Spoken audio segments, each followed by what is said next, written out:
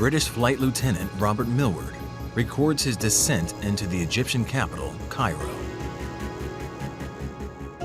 Europe is on the brink of war, but 2,000 miles from London, Millward has time to see the sights. The pyramids at Giza are top of any tourist list. Millward saves much of his film for the Great Pyramid, the last intact wonder of the ancient world. But he's not here for R&R. He's collecting new Bristol Blenheim bombers, destined for the front lines of the coming war.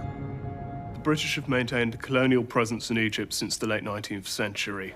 They fight against the Ottoman Turks to defend it during the First World War, and they prepare to do so again against the Germans and Italians during the Second World War.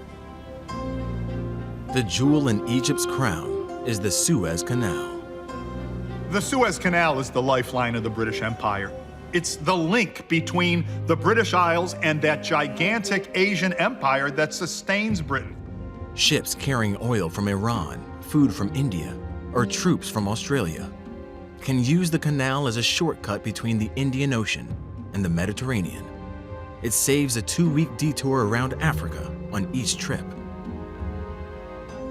But it makes North Africa coveted real estate for ambitious imperial powers.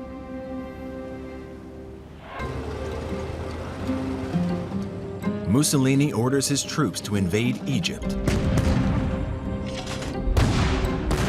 It's a disaster.